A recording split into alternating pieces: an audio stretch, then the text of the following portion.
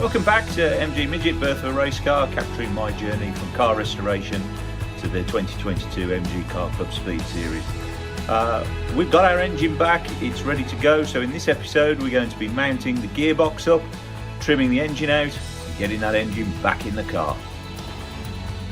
First job then, before I can get the gearbox on, is I've got to clean up some of the engine bits. Got a water housing, we've got an oil housing here that's seen better days. Got some pipe work, need to fit a water pump onto the side.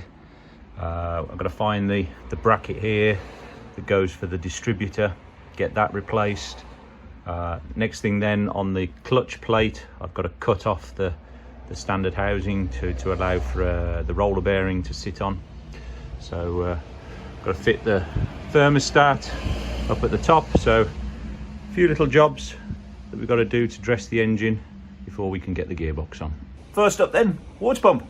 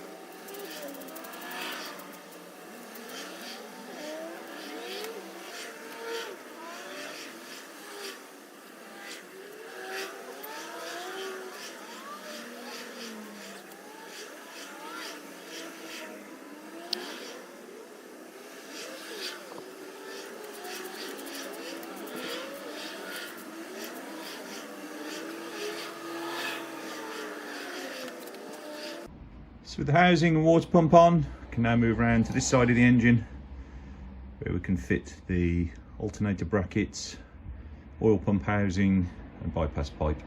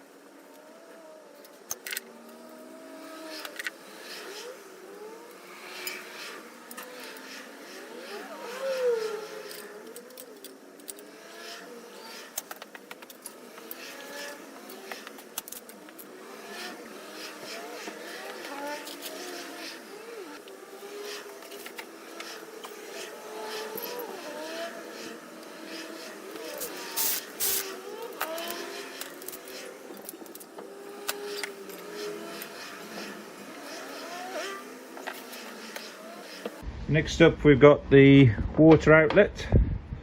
I've got a couple of studs and a gasket for here, and rather than the tap, which is known for being unreliable, I've got a little straight through connector here. So next up we're going to get that mounted on for the heater bypass pipe. As if by magic, there we have it done. So now just 5 studs to put on in this side. We can get the gearbox on. Studs on then, so we're good to fit the gearbox. So it's the first job to make way for the roller bearing in the gearbox here. I've had to use a slitting blade on the grinder and cut off the central piece of the clutch. So now I can reassemble this using the guide back onto the car.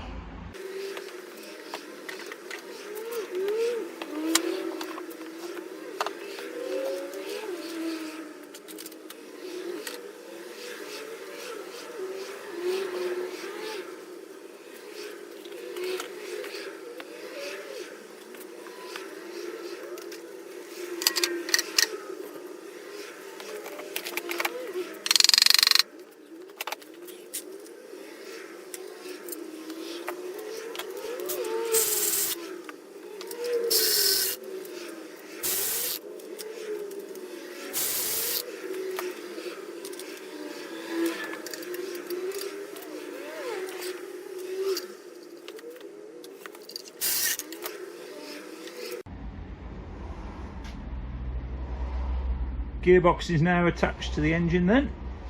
We've done these bolts up to a torque of 14 pounds-feet. So nice and tight. Next up then, I can get that starter fitted.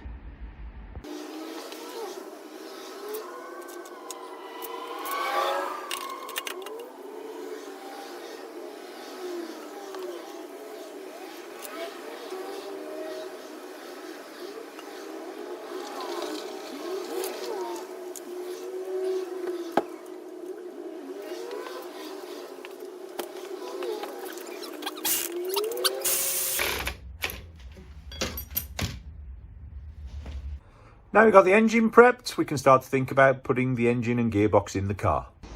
To do that then, I've got the Midget back in the garage. We can start to consider what's involved in getting this engine back in.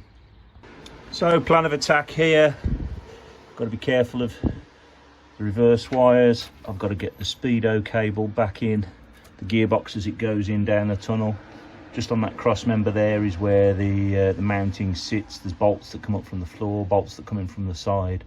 Good news is I didn't have to take the seats out again. I had a thought about that, but don't have to take the seats out. I do have access to that, so got to get these wires connected, get the speedo drive that's around here on this side.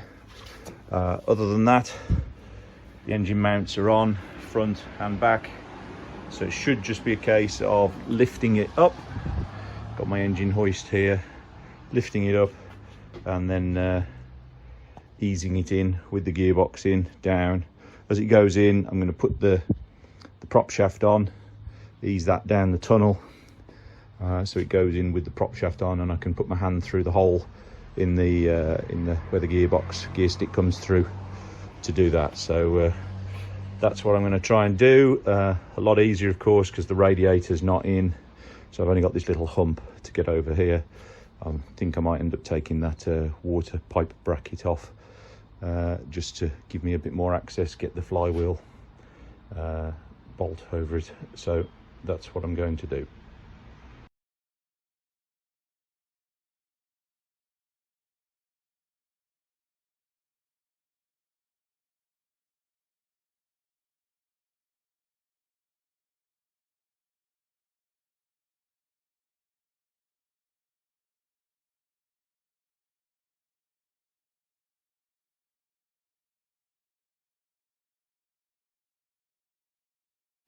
The engine's in then. Can refit my gear stick here. Noticed I've broken the wire on the reverse switch. That's a bit of a bum, so I'll fix that up, reroute some wires back through. I've got to tighten the prop shaft onto the rear differential, get the gear stick and the housing back in here. At the front, just need to tighten up all these mounts now. Get these tight on both sides. Get those tightened up, and that'll be the engine in place. So one Sprint engine fitted in the car. So the engine is now in the car. That's quite a milestone to achieve. Once again, thanks for watching, thanks for commenting, thanks for subscribing. See you on the next video.